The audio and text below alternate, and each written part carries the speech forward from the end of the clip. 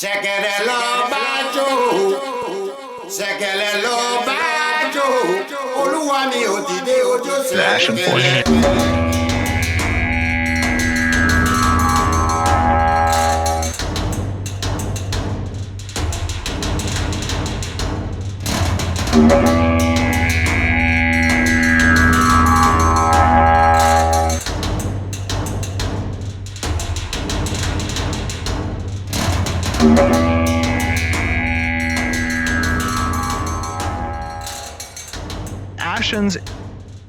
The Ashen Forge.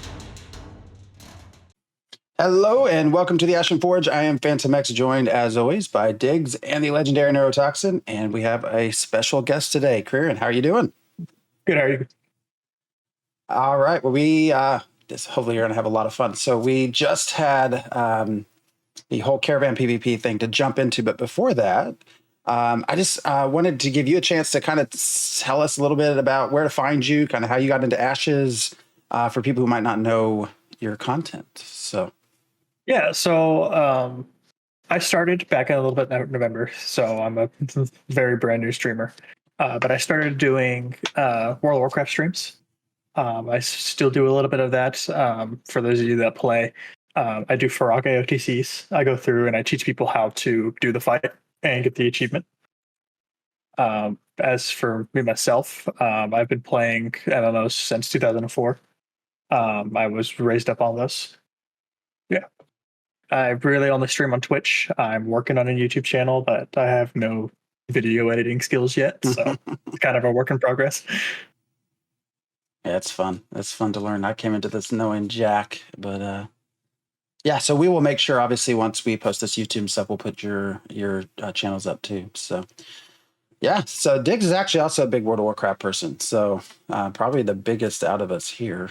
I imagine I've been playing that game since I was 3 years old, so I am a huge World of Warcraft fan. I'm a lore buff, so yeah, gosh. Well, I would have started in beta because I grew up on EverQuest, transitioned to EverQuest 2. Yeah, EverQuest 2 and WoW came out at the same time. I will die to this day saying EverQuest 2 was a better game at vanilla stage, but not anymore. But yeah, Diggs is kind of the only one. I've done some classic. Are you still playing, Diggs? No, I'm playing Lego Fortnite at the moment. That's right. What was I playing before then? I was playing New World, I think. So I can't remember when I stopped playing. I've been playing Elder Scrolls recently, so yeah, I can't remember, but it wasn't because I think it was you who probably stopped me from playing World of Warcraft to play Diablo 4. So I think I haven't played World of Warcraft since we were playing Diablo 4. I think Diablo 4 hit, and then a new season of New World hit. So I went through that and went through the Battle Pass. And maybe something else was in between that and now Lego Fortnite. I've got 300 hours, more than 300 hours in Lego Fortnite, and that just dropped in December. So, what happened to your dancing? I'm dancing too. I'm just playing a heck of a lot of Lego Fortnite as well. Well, we yeah, so caravan PvP. This was something I've mentioned a lot on this stream is like, where's the PvP? This is a game based on PvP, PvX, and we've had years of streams now, dev streams, and really outside of APOC, not had any PvP. So, well, but we haven't had any PvP demoed, but we did get to play PvP in Alpha 1. Yeah. So we've played some PvP. We just haven't had any demoed. Like we had this conversation like last night. I think it was that the caravan PvP was not PvP. Yeah, it was admitted just by Steven that it was rigged. So how so? What did Steven say about it? I don't know what he said about it. Obviously, watching the video. Yeah. But, so he said a couple things about he purposely made sure that the defenders had less people, He made sure that they only had one healer, they only had 2 tanks, they were only allowed to have a certain amount of rangers and mages. Like it was all completely staged, and they were told. I was talking to one of the PIs, and they were told to kind of like back off just a little bit. So there was not really PvP going on there at all. I mean, technically it was PvP, but it was staged, and the devs were going to win. And like I said, it's also combat devs versus players. So I would expect the combat devs, even if it wasn't rigged, combat devs versus players. I would hope the combat devs would kind of know how to maximize everything. No, Just because they can maximize everything doesn't mean they're good at their own game. yeah, And you don't have to be good, but you can be able to maximize your stuff and still do some stuff. But yeah, so on the forums, Niker and Lineker were really upset about the time to kill. And they said it's way too short, and they think it's way under 30 seconds. And I guess somebody asked, during the live stream, but after the demo, somebody did ask if the TTK we saw in that video. Well, I asked Steven about it, and he said, "Yeah, our TTK is currently what we're hoping it will be." And they were like, "That means it's shorter. It's so short. They've changed it, so it's not going to be 30 seconds to 60 seconds anymore. That's way too short." And I'm like, I don't think Steven was thinking about that and analyzing the time to kill that we saw in that video the same way people who are watching it were. And there's so much stuff we don't know, unknown variables, like all the stuff that you mentioned, but also I don't know what kind of gear they were wearing. I don't know how they spec'd their characters. Some of those was that, it's a rock, paper, scissors game, so we don't know if that was scissors destroying paper. Like we don't know exactly what we were seeing in there. So I don't think we can look at that video and determine anything about PvP and what it's really going to be like, because it was rigged in so many ways. There is one part of it that hasn't changed since Alpha 1, which is when you've got more than 3 or 4 people involved at a given time, it just starts to become a cluster. When you have 20 to 30 people, on either side, it's a big cluster. It's hard to track what's going on. Everything's kind of wild. There's a lot of, I would imagine, kind of trying to pick and communicate with the target's going to be, or trying to figure out where, who are the people that you got to take down, as well as healers having to look at everybody's health bars and make sure everybody's getting topped off, all of that sort of stuff. It didn't seem like, and don't use the video behind me as representation. I recorded that at double speed. It doesn't happen that fast, but it definitely seemed like it was hard to kind of tell exactly who was getting hit by what, how much support they were getting, etc.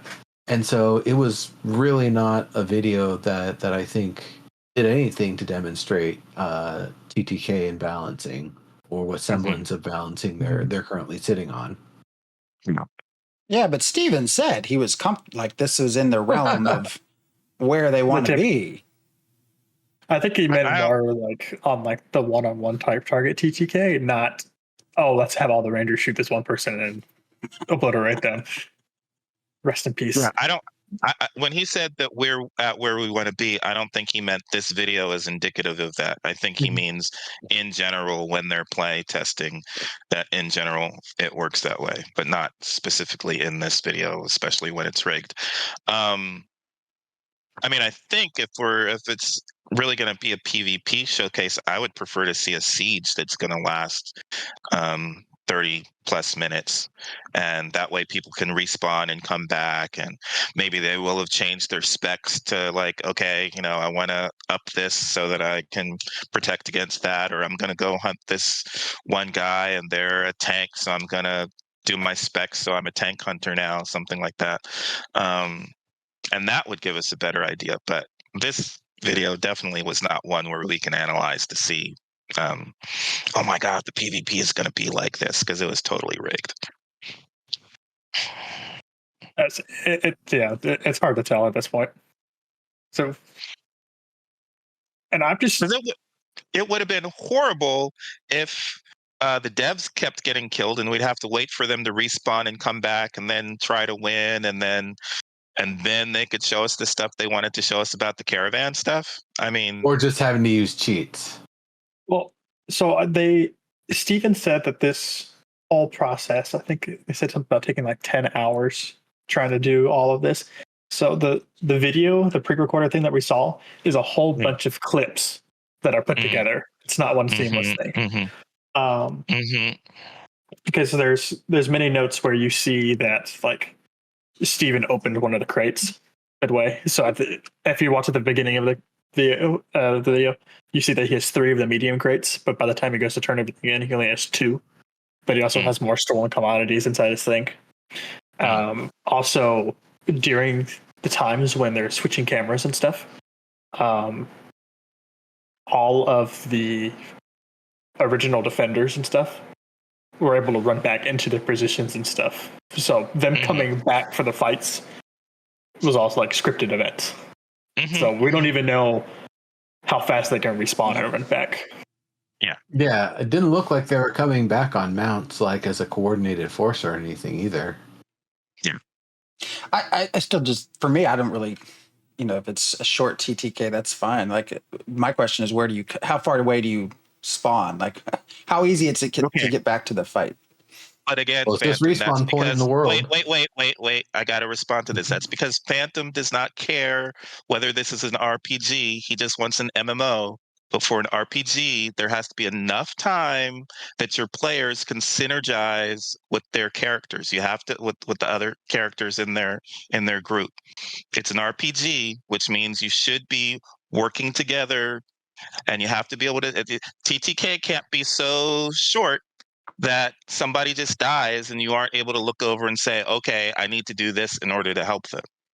It has to be long enough that you can make strategic decisions about how to help your mass res. Mass resurrection. Mass res has been confirmed, but I don't think it's available in combat.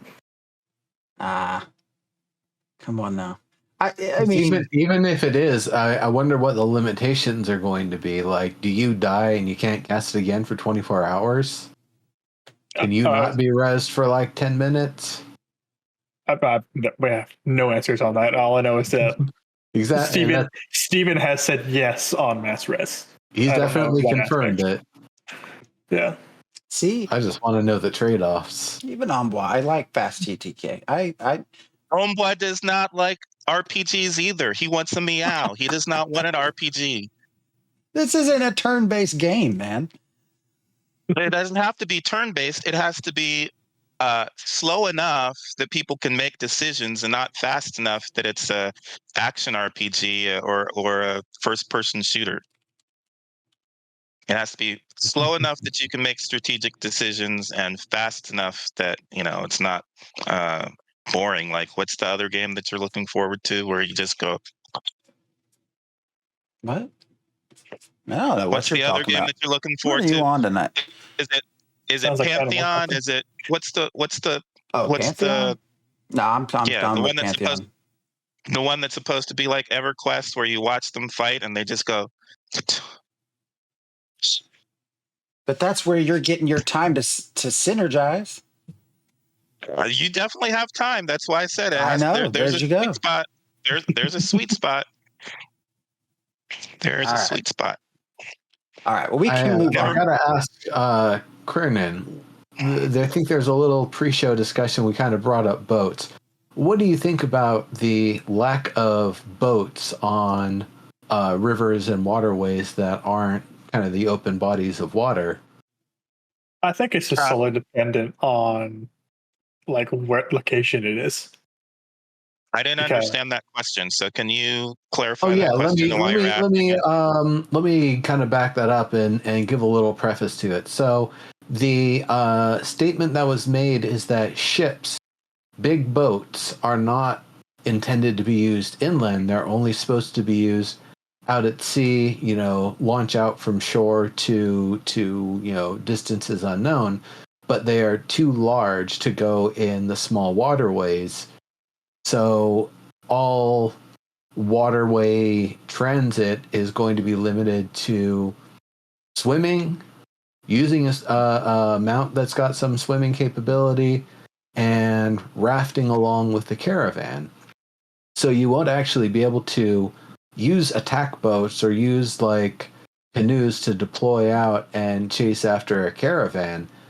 If you wanted to try to do that, you would have to have a caravan likely at the ready, hopefully spec'd for attack stuff and fast water movement. That would have to work as your boat, because you can't do other boats. So I guess kind of with all of that in mind, what do you think about that for the limitation of using big ships only out in the big waterways, and the narrower rivers and pathways like that being restricted to caravans?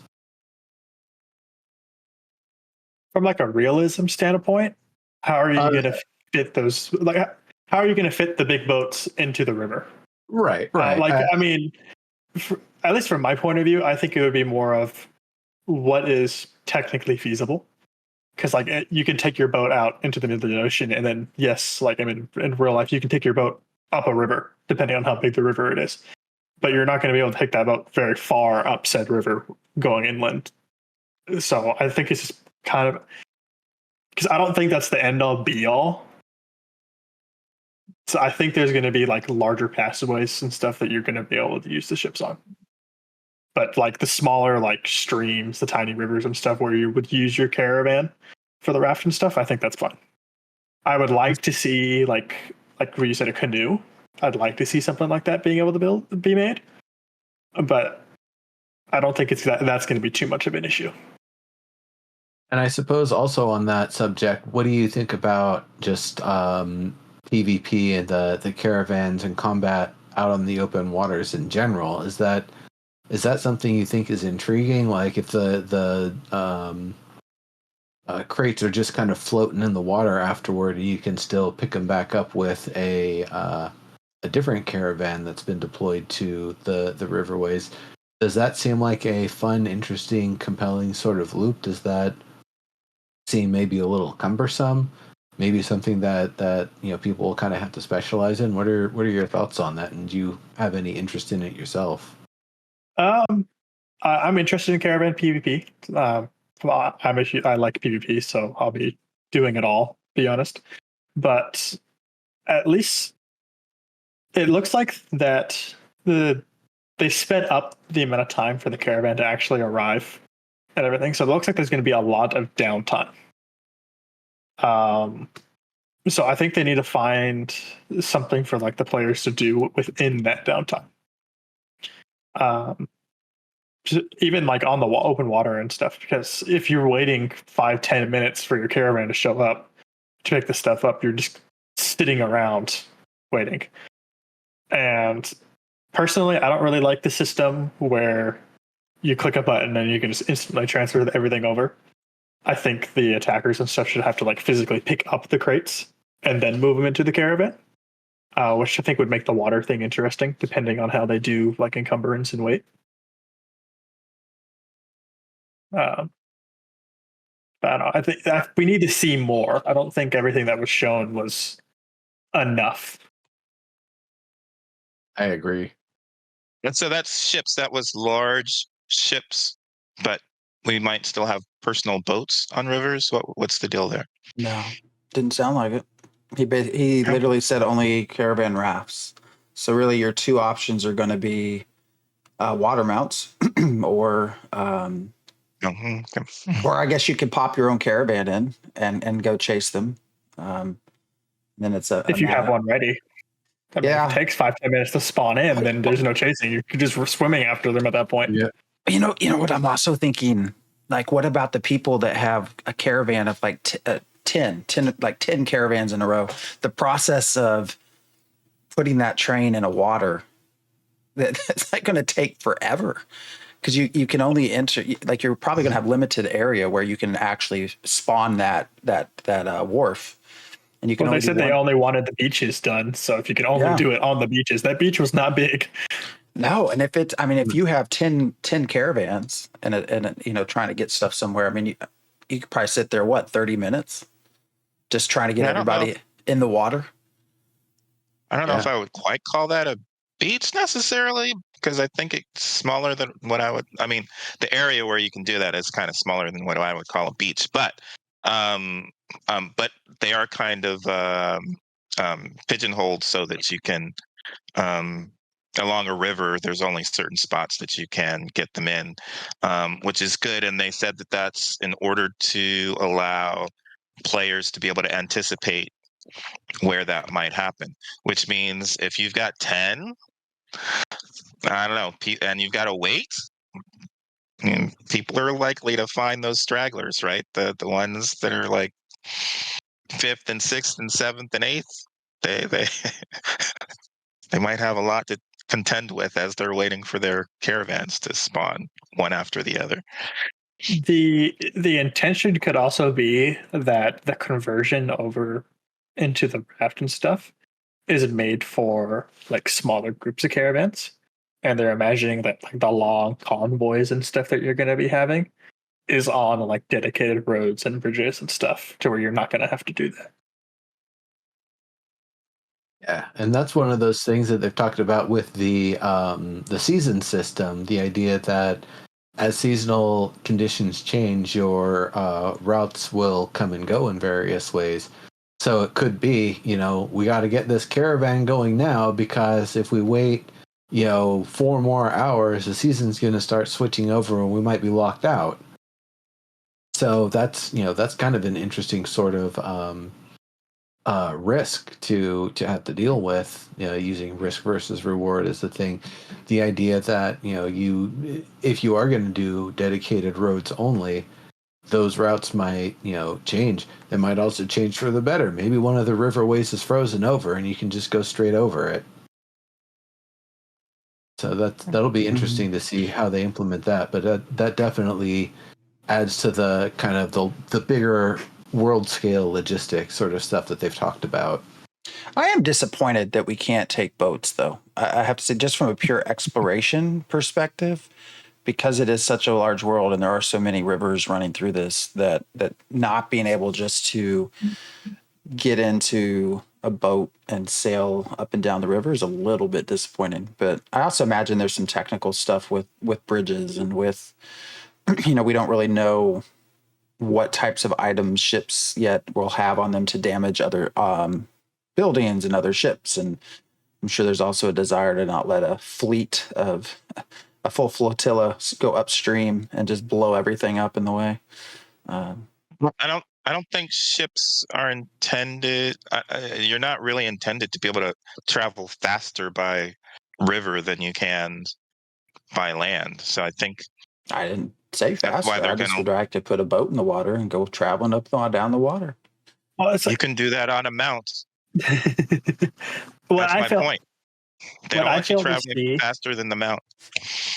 what I fail to see is like I can see why not having boats like in the inner rivers and stuff being an issue, but like if you're looking at the map, the Frostgrave Fells, there is the big river that's on the map that goes from the ocean into the large bay or lake, whatever you want to call it. Why can't I don't see why we couldn't have large ships going in between there and stuff. Like, I mean, you wouldn't see a large strip going down a small river in the middle of nowhere. There would be no point for it to be there. Right. But I think the areas that are accessed by the ocean, we should be able to have ships going through there. Mm-hmm. We'll see. Well, it makes me wonder. It also makes me wonder, does this mean that nodes will have a lot more control over building things like bridges and whatnot than what maybe I anticipate, at least? Because if you can't predict where these will pop up, then yeah, you're probably not going to want to just let boats up and down the river. But be a great way to trap people in, actually. I'm going to build a bridge before you can get back down. So So I know that they were talking about like the mayors and stuff and the people of the node being able to choose like what road upgrades and stuff that they do, and like if the players choose to build a bridge here or not. So there may be like predetermined spots for them to put a bridge, and also like the building time and stuff for it. But I had even wanted to just I always say when they made the announcement to open PvP out in the oceans, I was like, I'm just going to get a simple dinghy and a fishing pole and go out in my underwear and catch fish. I'd like to do that on the river too. You try to play Sea of Thieves? Yeah. You can do that with a water mount. I don't know why the water mount is any worse than a dinghy. Because he doesn't want to have to deal with breeding it with animal husbandry and all that. Yeah, Oh, you Phantom can still get definitely one as a doesn't want to quest have to reward. breed one. I'm down for that. That's going to be my I whole know. thing. I know. That's why I laugh when we get in these PvP conversations. I could care less. I'm going to be in the farm and breeding animals and making. He's the one I want in my freehold. Hey, put me as one of your family, and I will run. I will come in and take care of your farm. And I don't think I will play enough to be able to actually have a freehold myself. So we'll see how that. I bet you won't. Well, yeah, I guess I don't see myself as a hardcore player, but people have told me. What did they say? Not hardcore time, because there was like a difference, right? You could be hardcore. I don't remember. Anyways, I can be your son. All right, that works for me. Just tell me what you want me to grow. Gosh, yeah. So the boats were interesting. Also, that the hit points and things tend to stay the same. Although it sounds like you'll be able to take upgrade paths and change that. I'm curious if they will stay, like if it's for both river rafts and for caravans, if you're just, one choice covers both, or if you actually get much more detail. There was a good mention in chat about whether professions like carpenters should be able to speed up raft deployment or field repair of a caravan. I like that cool. idea. Yeah. I actually just replied to it in chat itself, but Steven said he wanted all of the professions to play some sort of role into upgrading like the caravans and ships and stuff as well. So I think that like there will be upgrades and abilities for stuff to field repair, but the upgrades will be all profession based, and then field repair might just be like an item you get from carpentry. But that's just speculation at that point. Yeah. I mean, I think anything you can do to make professions important, even outside of just in a utility perspective, the better, because I still say you're gonna have to pull in the PvE crowd somehow, and that's one way to do it. Okay, you don't want to go. I know you're rolling your eyes at me, but I'll finish what I'm going to say anyways. For the person that wants to participate but not necessarily go on a siege, if you can actually sit back and fix siege machines, I don't know, produce food that buffs your team, stuff like that, I think would be a fun way to add another layer, other than us just constantly rushing into like Alpha 1, just trying to rush and die. What you were rolling your eyes, Diggs? What was that about? There won't be people who just want to PvE playing this game. It's going to be PvPers who also like to do some PvE, and maybe they like to do PvE more than they like to do PvP in terms of like, a little bit more PvE than they do PvP. But it's really just going to be PvPers playing this game. PvEers are not going to play this game. Yeah, even just thinking about World of Warcraft and travel. So we won't have a lot of ship travel and stuff like that necessarily, but I was always hoping that you could do more stuff on these ships, that there was more stuff when you're traveling from place to place, than just stand around and dance at each other. I wish there were places where you could do some cooking or do some stuff. So even on ships, or you won't be doing that on caravans necessarily, but as I'm thinking about traveling places, it would be nice to have other stuff to do. Yeah, besides just stand around and either emote or do combat. They may. We haven't seen anything about ships yet. They may make you have to physically do things on the ship to actually move. The other side of that is also, isn't there a world boss that's on the seas as well? Mm-hmm. There's bosses on the seas, So- yeah. They've talked about one. I'm sure there will be many. Yeah, so I think I don't think they're just going to have like one person moving the ship around. I think it's going to have to be like you have to physically move the sails and stuff, because I know I don't know if I can't remember if it was like a forum post or a comment on something, but somebody questioned Steven about it, and he said something about moving like the masts and stuff themselves, like into the wind. But I'd have to try and find it back because I don't remember from the top of my head. And that's something that's now kind of piquing my interest. I'm looking over at the wiki to see if I can look at some of the different cosmetics, because if I remember correctly, there's ships with, quite different sail configurations. There's also this one here, the Berg Breaker barge, that doesn't really appear to have a sail on it whatsoever. So that's going to make it a bit interesting if there are operational components, because that means the cosmetic might actually define where they're at on the ship and how you interface with them, which may have its own strategic opportunities to it as well, that you can have potentially more important control systems in harder to reach places just because that's how the cosmetic is configured. But in terms of gameplay, it actually provides an advantage. Won't know till we get there, but that does kind of raise an interesting sort of thought, the operational positions, but likewise that there's so much diversity in the types of ships and their configurations and their sails and all of that. And this also brings up something that we've talked about in the past with the pre-orders. We don't know if there's actually like classes of boat size that are not represented, just like we didn't know small, medium, and large freehold structure sizes. So, just to carry off that, on the wiki itself, he does say ship classes.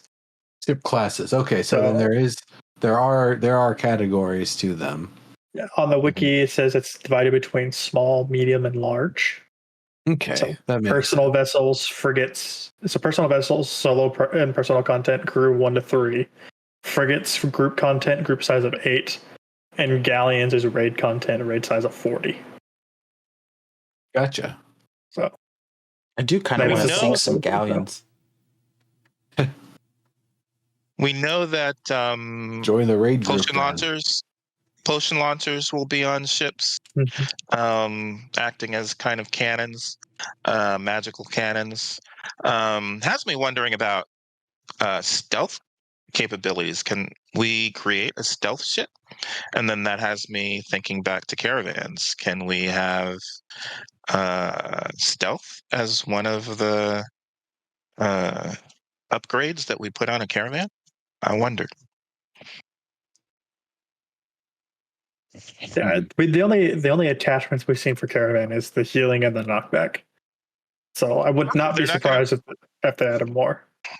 Yeah, they're not going to show us everything. So before Alpha 2. I mean, really, you think they do stealth for caravans or some sort of camouflage? I don't know. I had not thought about it before. It's just something that popped into my head. I just wonder what that we know even you're might going to be able to entail. reduce the radius of the signal, so that you have fewer people know you're out there. But I imagine With the arcane tinkering profession, like the arcane engineering, I wouldn't put it past them to have some sort of like stealth generator or something. Yeah. Maybe it takes like a lot of mana to use, because we did see there was a mana bar on the caravan itself, so you can't spam the abilities or anything. Right. You can't even spam the sprint. So I don't know what it would look like. It's just something that popped in my head. A camoed caravan. Yeah, that's that shimmers as it comes closer. I don't know. We can talk about that. That was uses the ranger camouflage. Yes. Yeah. Ollie, why are those 40 people just kind of walking in a pack together with that big gap in the middle? It has a little predator shimmer on it. Yeah. Oh, what is that thing moving in the front?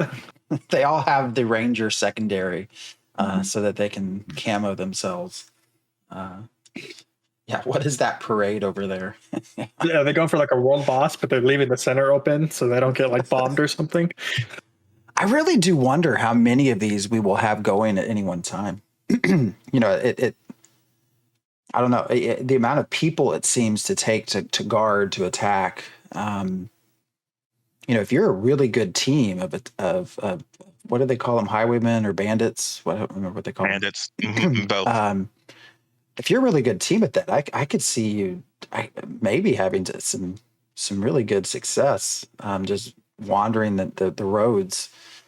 But I really am. I'm curious how many we'll see going at any one time, especially when you start to add in the sort of commodities and node to node trading and stuff.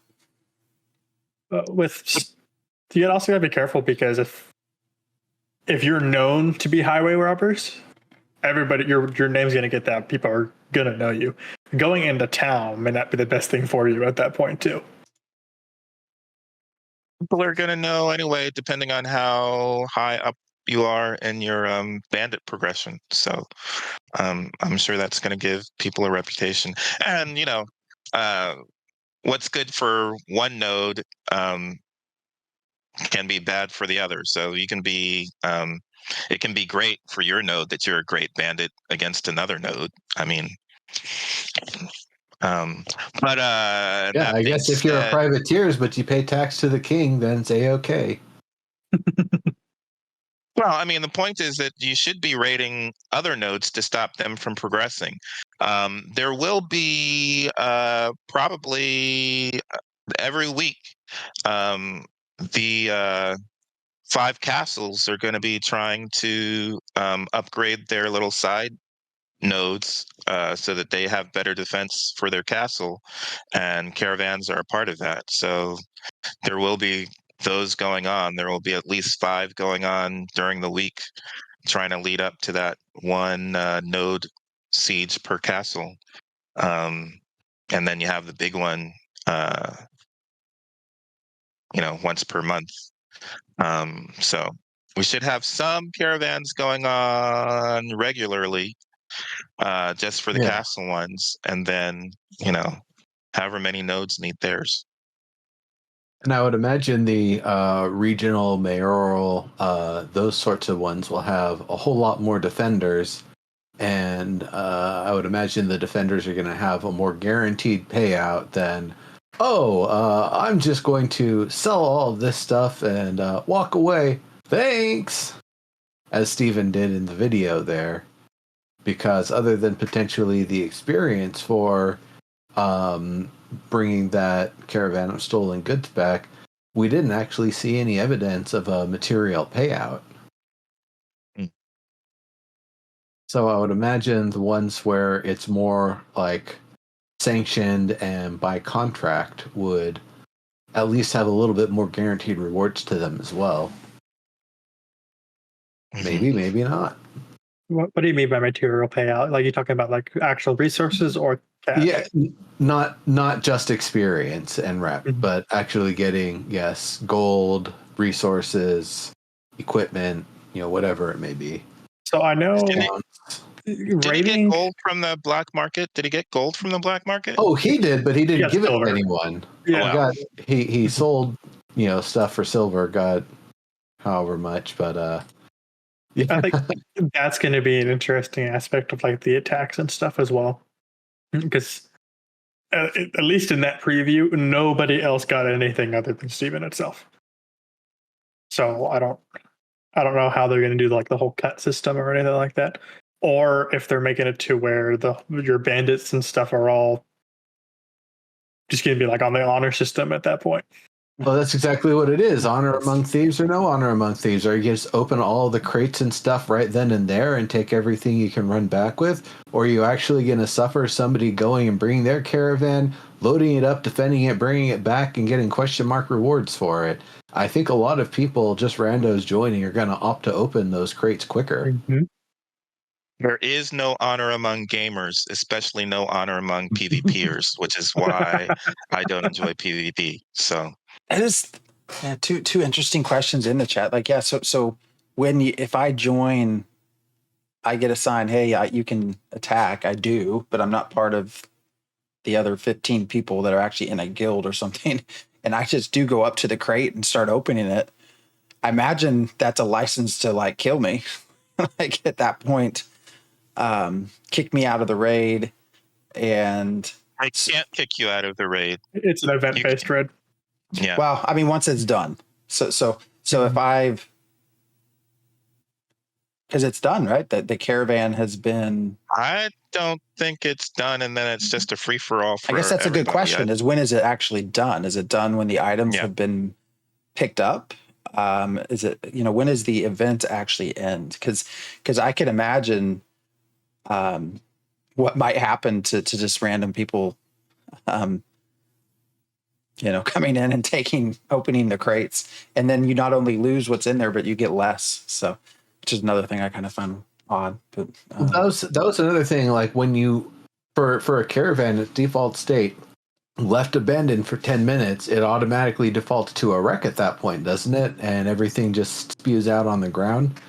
So that's I think it's the moment that it reaches 0 HP or has been rendered inoperable because it's been left idle for too long, and all the loot spews out of it. I believe it's at that point that it's effectively a free-for-all, plus or minus. And that's another odd sort of thing. If it's been abandoned and nobody's there to pick it up, or nobody had joined either side that comes to pick it up, can anybody access it? Is there a cooldown between participants versus non-participants being able to open those crates? I think there has to be a cooldown. Yeah, I don't think you can just be a scavenger or hyena hanging out and letting them fight it out, and then as soon as the crates pop, you have not chosen one side or the other, but you're just going to run in and take whatever you can get. I don't think that's going to be a thing. I would hope not. And also a question about, if you are a vassal node and you are tired of your parent node, we obviously can't declare war, but can you just go ahead and start raiding all their caravans? I imagine the answer to that's yes. It seems that, caravan PvP and stuff is optional within. I wouldn't I could see that you could have guild versus like a guild mate attacking another guild mate on accident at some point.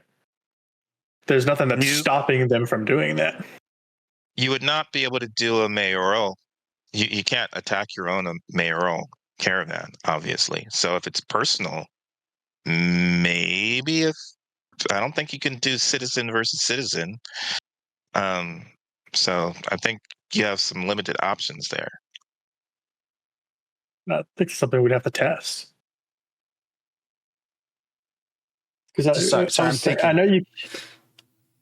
I don't like at the end of the week or end of the month. I know there's the tax caravans that can definitely be attacked before they reach the castle. I don't think citizens are going to be able to attack those ones, but they'll have the option to defend them for node cache itself. Mm-hmm. But I don't know. I think inter-citizen, like being able to attack personal caravans stuff, I think that might just be an A-OK type thing to do. It might get you bad rep inside your node. Because if you're a citizens can attack citizens. I don't know. I haven't paid attention. I haven't heard anything on either side of that. Mm-hmm. Okay. He went through. I'm trying to remember off the top of my head. At some point during the video, he talked about what there were four. There was a hierarchy of like family, guild, raid. Gosh, I don't remember. You're talking about for seeing health bars. It was party. You know what? I am mixing it. It was party, guild, alliance, and I don't think citizen was one of them. Yeah, I think that you're right. Family, I think is what it was. Yeah, I'm mixing up the conversations. But I don't know why you couldn't. I don't remember ever seeing a place where citizens can't attack citizens. But I'm not sure. I think that's a thing. So citizens of allied nodes can't. This is for sieges. I'm researching what we're talking about. So. Yeah. Sieges, it makes sense that you can't siege your own stuff. But, yeah. Well, it's saying citizens of allied nodes cannot register to attack an allied node. So. If my next door neighbor Dick decides that he's going to be his namesake, and then I go catch him out in the wild, yeah, I can stab him. Like he's a citizen, I'm a citizen, we're next door neighbors, but out in the wild, it's he's flagged, I'm flagged. Let's do this. Maybe this is a good point to segue into what's that topic on the forums? Kicking citizens who underperform, kicking underperforming citizens. Yeah, it was a thread post. Actually, I probably can pull it up. It was basically saying, one, should we have the ability to remove underperforming citizens from a node in favor of better performing citizens? And if so, how should we do that? And I thought that was just an absolutely absurd question. Fundamentally, though, the person didn't understand two main, I think, important things. One, that citizens and non-citizens alike contribute experience. So it's not just citizens that you have to worry about. It's not just citizens you should be recruiting. You should be recruiting everyone you can, even if they're not going to be citizens. And then also this, I think the post was based on this idea of a hard cap of citizens, which also we know is not true. There is a soft cap, but because it was based off of housing, which when you throw ends in, like basically everyone can have housing in a node to become a citizen. So the barrier is going to be actually the cost to the dues or whatnot to joining later on. So, but I also pointed out in that thread, because we had asked Stephen a similar type question. It was about ends, and could you disallow individuals from coming to your end when he was with us back in July? And I think his answer was, no, we will not develop a process where you can actively discriminate against other players. So I have to imagine if he wouldn't let you do that with an N, he also would not let you kick players out of nodes simply based off playtime. So, sorry, I just sort of stole that whole thing, but that was no. I just wanted somebody to talk about it. It was a good part to put it in. It's odd though, because now I think about like IRL, what sort of sneaky and sort of underhanded things like you tell the HOA to investigate them for utility uses and this and that, and like a bunch of hubbub that amounts to nothing other than like really giving the person a hard time all day every day when they're just trying to live there. But other than that, like, no, I don't think there's going to be anything like that where anybody can individually come down from on high from a position of authority and specifically screw some player over.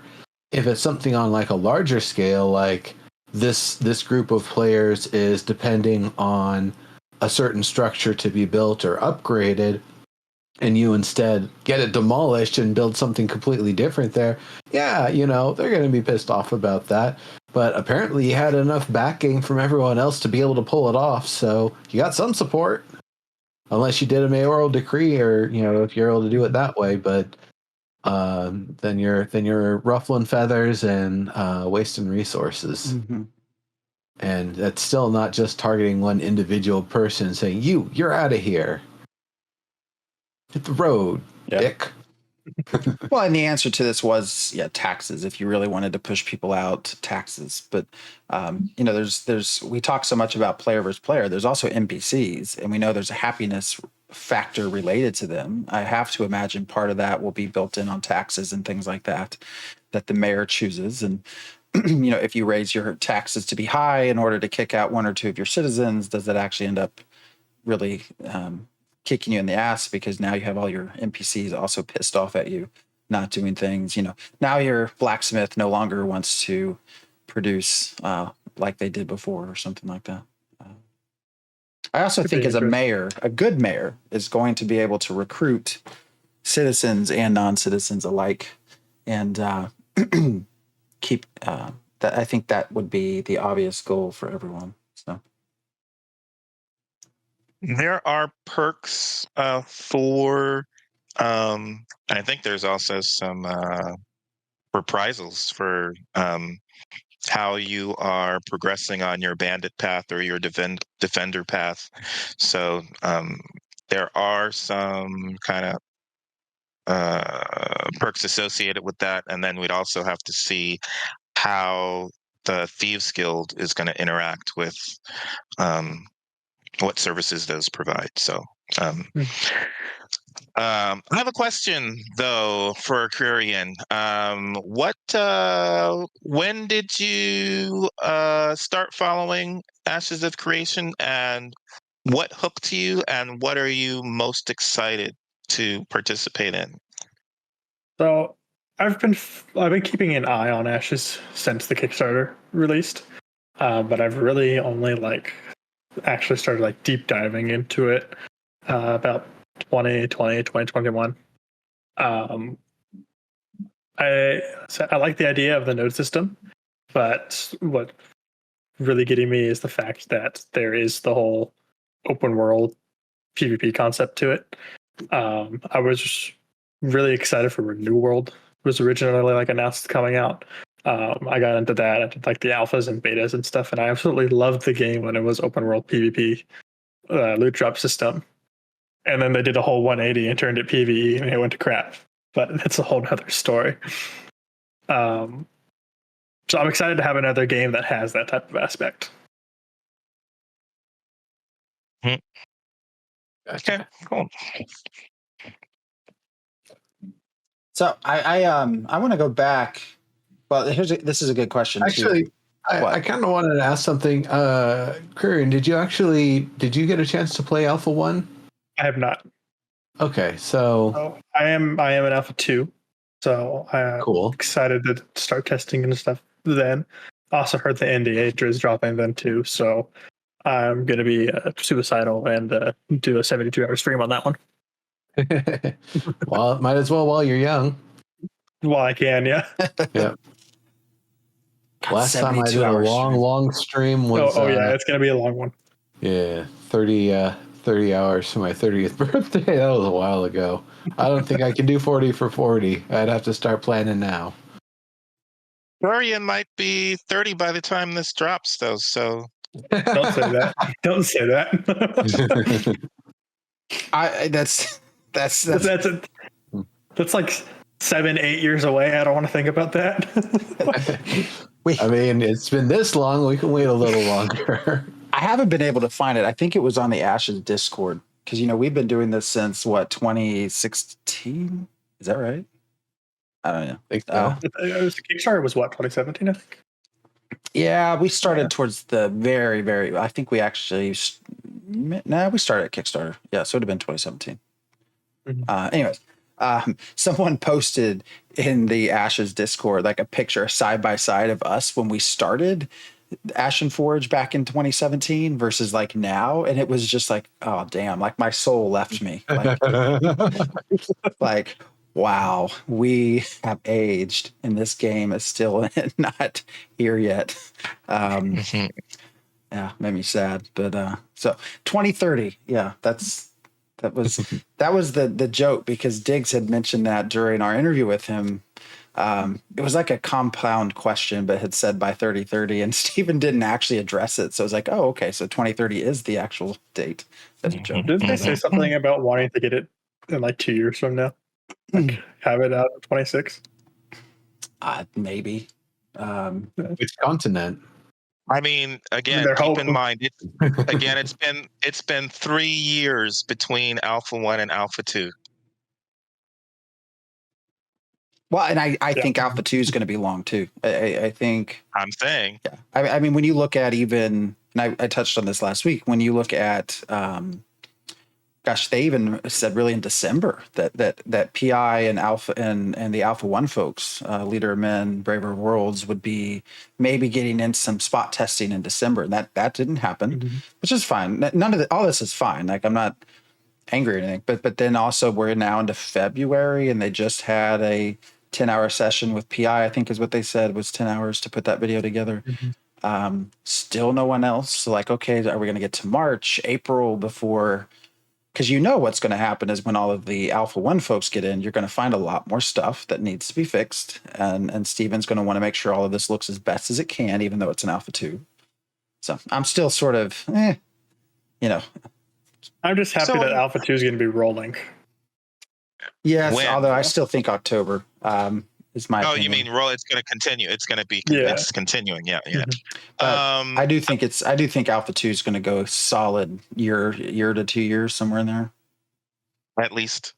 The and then we've just got up betas. from the whole intention of it is to maintain Alpha 2 until the point where they've got it near feature complete, and that's when they would start the transition from Alpha 2 to Beta 1. So we're going to see all the classes come in. We're going to see a lot of the content coming in over Alpha 2. Even if it's not the final content, and I'm not going to call it throwaway content, but stuff that's made to be expended that is not actual, like, real gameplay lore content. Or maybe it will be. That's one of the other things from Alpha 1 is they said all that stuff was kind of throwaway, or that it wasn't, they weren't throwing the real stuff at us quite yet. So I wonder if that's all actually going to persist all the way through Beta 2, and we're, just going to be seeing kind of Oba riffing on the framework for the entire lore system, but we won't see the length and breadth of it until the launch actually comes around. So I know they were talking about adding the naval system right about halfway through Alpha 2. Yep. So, and we only have four official classes that are developed as of yet. Fighter, we haven't seen anything on Fighter except the 3 or 4 abilities that were shown during the Melee showcase back in last year, 2 years ago. Last year, I think. Yeah, we haven't seen anything on the Fighter. No, I think the only semi-complete class kits we've seen is the cleric and the mage, right? Tank, and the cleric, ranger. mage. Yeah, the tank, cleric, mage, ranger. That's the 4. Did we see a full tank? Oh, I don't remember. Not a full tank redo. Yeah, not a redo. Yeah, but yeah, no bard, no summoner, no. They're working on bard. Rogue was supposed to be an Alpha 1, but was not an Alpha 1. We have not seen a Dunir in the game in 2.5 years. So have we seen the art for them? Like the art inside the engine. I'm just saying, but there hasn't been a player the art one yet. for a lot of stuff. I'm just saying. So didn't they say that they're going to have the Dunir in A2? The only thing we weren't going to have is Tolnar? It should. I mean, it's a regression if they don't have Dunir at the start of Alpha 2. I mean, if we could have them in Alpha 1, we should be able to have them in Alpha 2, even though they did, revamp them. And why is it taking 3 years? In 3 years, they can't have revamped the Dunir, and it's going to release in 2026 when we haven't even seen Tolnar or Nakua in the game, or we've seen Vec, but we haven't seen what's the other one? What's the other orc one? Red Kai? Yeah, we haven't seen Red Kai in the game yet. So, I'm just saying 2026 does not sound like a reasonable date to me. But if only we knew someone that could tell us about how much lore has been created for all of these characters. If only somebody would magically appear in chat and answer all of our questions. I did want to talk kind of really quickly. I really did about camouflage. I have mixed feelings about it. Like I do like the classic Ranger. Well, if he's still on here, I'll probably go into the whole thing about Strider and Lord of the Rings. But I think of the classic EverQuest Ranger. I don't know. I feel like camouflage, but still being able to see the person, a shimmer, and also be able to click on them feels dirty. Doesn't feel right. Like, I don't know how everyone else feels. Like, I feel like it's kind of a wasted utility. Like, what's the actual point of that? I mean, I guess you can scout, but you're going to be pretty easily seen at some point. He said that it was very like heavily on distance based on how well you can see the shimmer. But if you can click, I think it's going to be more kind of like the idea behind it is like, why do the military have like the ghillie suits and that type of camo? They're not invisible; they can still be seen. It's just being in a spot to where you can't be seen easily. I think I tried stuff like that before, hiding in bushes and stuff, and it's not particularly effective with camo. But Rogue, I think, is supposed to have true stealth, so it's just a kind of differentiation between what Ranger does and what Rogue does, and then we'll have to see what a soul bow does, and what those combos of Ranger and Rogue Ranger are able to do. Especially when you're augmenting one with the other. I think. Right. Yeah. The other one that I believe I had mentioned on the last show was the idea that the Ranger's camouflage, yes, it's not going to make you invisible, but it's the idea that you don't want to be out in the open relying on just a predator shimmer to hide you. You would want to be using cover as well and trying to use other things to make yourself harder to see, harder for someone to detect that you're there to click on to begin with. And this kind of went back to the idea of cosmetics and your attire matching the environment that you're in with the intent of trying to blend in even further and maximize that camouflage. If it's a dynamic system like that, I think that would be kind of cool.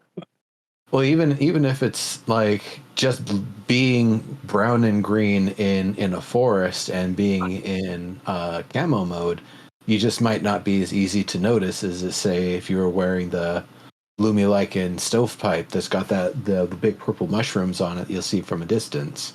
It's like, oh, what are those purple mushrooms floating there all translucent? Let me click them and see what, Yeah, you got a little friend over there, I see. She's wanting attention. Gotcha. I'm still paying attention. Sorry. We got 3 cats and a dog here.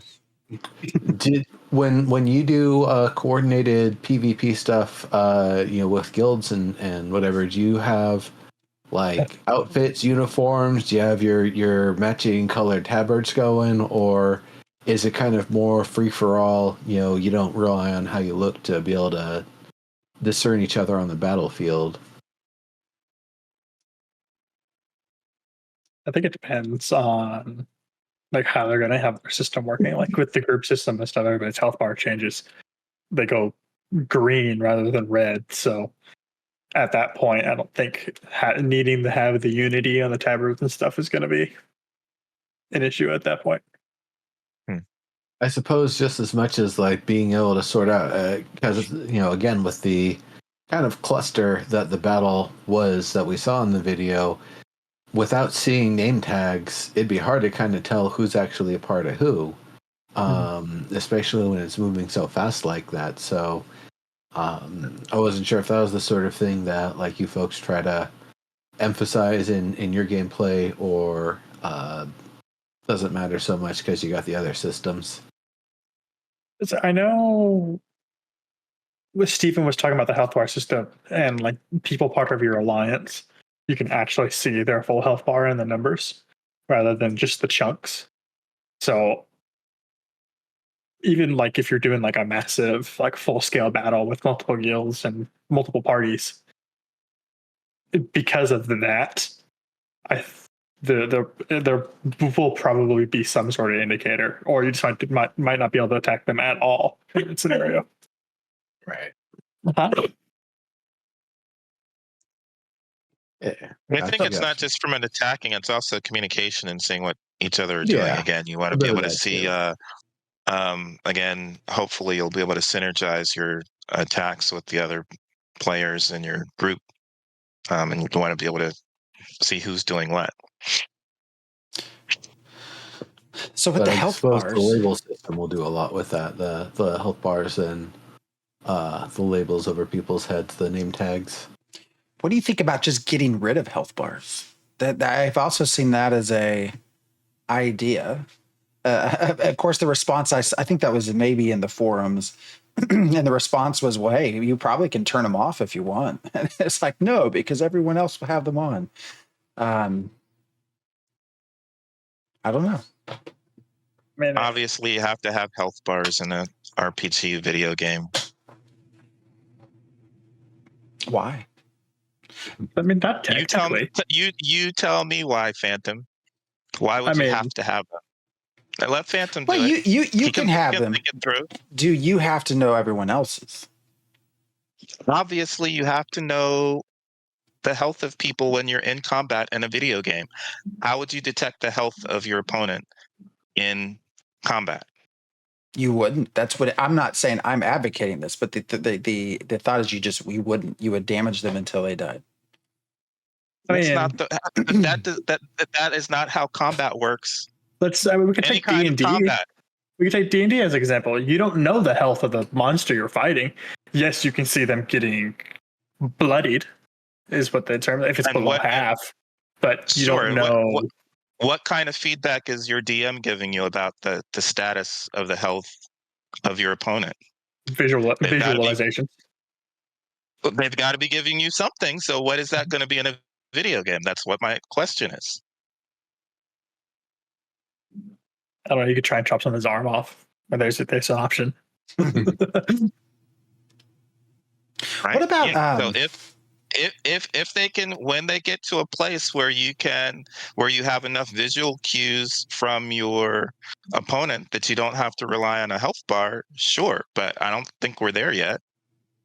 And even when you're really in real life, it's not just visual cues of health that you're getting to tell you that your opponent's going to go down. You can see them breathing more heavily. You can listen to their breathing.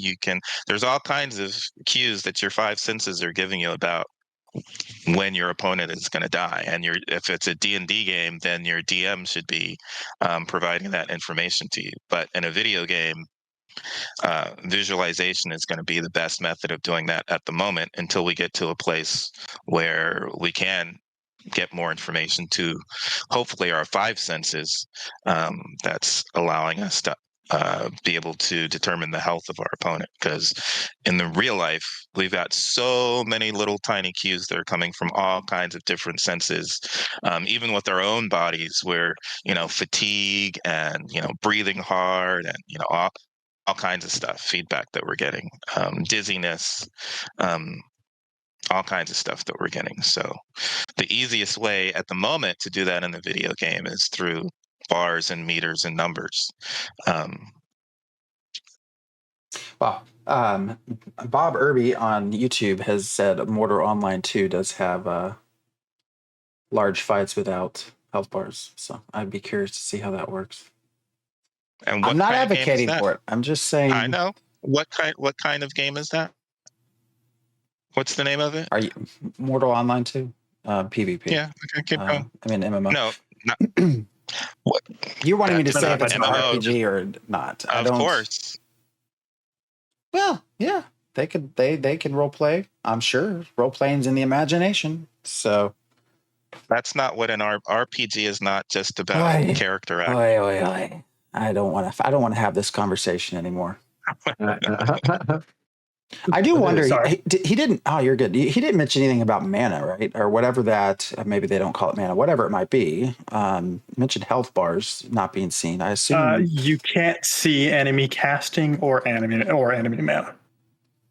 It's only their health bar, that's and yeah. and it's only the chunks. But you can upgrade like a certain skill that takes those chunks and gives you more of them. From fourths to eighths to 16ths, I think is what he said. Which is interesting when you start thinking through, I guess, some of the classic skills. Maybe they won't be in Ashes. I don't know. But, you think of Mana Drain and some of these other sorts of spells that you'll find in MMORPGs of various games. Like not having that information of someone's mana pool. Like, how do you know when to cast? How do you know interrupts? Like if you can't see them, I guess you have to just do visual for that. If you can see them actually starting to move around, but I think it's more meta like skill and knowing your class and the enemy's class. Yeah. The other side of that, the other side also is that having your different augments are supposed to change the visual effects as well. So there's 64 classes. At least you have to somewhat learn. That's You're gonna have to know that paper rock scissors. Demon Hunter 1 on YouTube also says, I hope you all can PvP because I will be PvPing you all. Everyone's coming for digs. So Demon Hunter, I will be live streaming pretty much every single thing that I'm doing. So you're more than welcome to come say hello. I have no issue if you want to come say hello. I want to be your friend from now on so that I will stay on your freehold and you go do the fighting. Yeah, I will protect Diggs. All of a sudden, Diggs has gone from like number one enemy to a good fair amount of people that want to protect you now. I don't know what spell you cast, but no, there's always been those people. There's always been those people. All right. Well, let me see what my notes are. Because we are technically over. Oh, unpacking cargo. It takes a long time. Days. Which seems strange. He said that it's adjustable to like Correct. an hour or something like that from the mayor's side. So, which makes me wonder who would not pick that. I guess it would just depend on how much it changes the economy, or if they're trying to, like, they know they have their caravans coming in. So they raise everybody else's, and then their caravans come in, so they drop it for them and then raise it back up, type thing. Mm-hmm. Yeah, I guess. But how easy is it to change your buildings and your policies, and how quickly can you make changes to those things? Because I'm trying to picture a functional node that has an economy. What economy wouldn't need caravans? What wouldn't rely on caravans of some sort? Because even if you have a blacksmith, well, you're going to need to import metals. If you have, if you're a farmer, I guess you're going to want, I don't know. Have they talked about fertilizer and stuff like that? But so farming is only done on freeholds themselves, and you can't have a freehold like within a certain vicinity of the node itself. So unless you want to sit there and haul it all through your inventory, the caravan's gonna be the way to go for that anyways. Yeah, but I mean, even then, like, so I'm just trying to imagine a node that wouldn't want to improve unpacking time. I don't know. It might not be about whether or not they want to improve it so much as what other things are just a much higher priority in the moment. It could also be the nodes and stuff. You have a certain set amount of upgrades that you can do with the points that you have. Maybe it takes points to upgrade that infrastructure, and you'd rather have more focused on like the crafting side of things rather than the economic side of just unloading. Yeah. So much for us to get in and test. So much to do. Yeah, I mean, hypothetically, the gatherers and transport people can just load up their bags with as much as they can carry and ride it back and forth, and you can get the supplies around that way as well. It's not going to be all in one shot like a caravan, but you will potentially be able to get things going a lot faster if they're not things that specifically have to be done in a caravan. So, stacks of rubies and basalt, sure, throw them in your bags, run them across. You don't need to do a caravan for that. You're just a solo rider, you might be able to make it a lot easier versus a caravan will, always have a target on its back when it's being detected. Even further, if you don't flag, you're even less of a juicy target. You just look like Joe Schmo riding from point A to point B. Is it even worth trying to catch up to you? So they'll be looking at your backpack. They'll be looking at the type of backpack you have to determine that. Well, plus or minus your cosmetics too. I say, were the backpacks visible? I don't think they are. You're supposed to be able to. You're supposed to be able. Yes, and you're supposed to be able to, especially on your mules and everything. But yes, you're supposed to be able to tell what people are carrying, what type of stuff people are carrying, based on the backpack that they have displayed. That's part of the economic warfare. I suppose, again, you'd have to get a good enough look at the person to begin with to even spot what the bags are. I'm just imagining a lot of people jumping up and down. Oh, so the only thing is, I'm just like looking at the video and stuff. You don't see anybody wearing a bag of any sort. Yeah, at the moment. Mm-hmm. At the moment. All right. Well, the only other thing I had on my notes that I thought was interesting that they had mentioned, you can potentially steal a caravan. You don't have to necessarily destroy it, but they will be able to see where it is, the raid that you just defeated. Also, what I thought was most interesting, though, is if you tried to turn in that caravan, it would actually go to the people that lost it. So you have to, at some point, destroy the caravan. Which I thought was interesting. I wish they hadn't said that because I would have loved to have seen people turn them in and to see what happens. They also, at least on the wiki, it says that if the person that owns the caravan is not the one driving it for 10 minutes, it also just deconstructs them in there as well. So, yeah. Well, I think it would have been interesting if you could actually just steal somebody's caravan and leave it at that. But maybe that's a skill you can upgrade in. Maybe that's the high tier bandit path, is that you can actually steal and recertify. It's like a 1 hour process you do in the field, but once you're done, it's A-okay. Meanwhile, they can track you on the map. Mm-hmm. Yeah, well, you just got to defend your notary while he goes through and reworks all the papers. Well, those were all my notes. So anybody, anything else to kind of talk about? Anything come to mind? No, I suppose. Kreirian, where can people find you? Like I said, the only thing I currently have going for is Twitch right now. So twitch.tv/Kreirian. But like I said, I'm working on the YouTube. It's on the same tag as well. Yeah, that's about it, honestly. Cool. Sounds good. Great. Well, cool. Yeah, we are a little bit over, but yeah, we appreciate you joining us.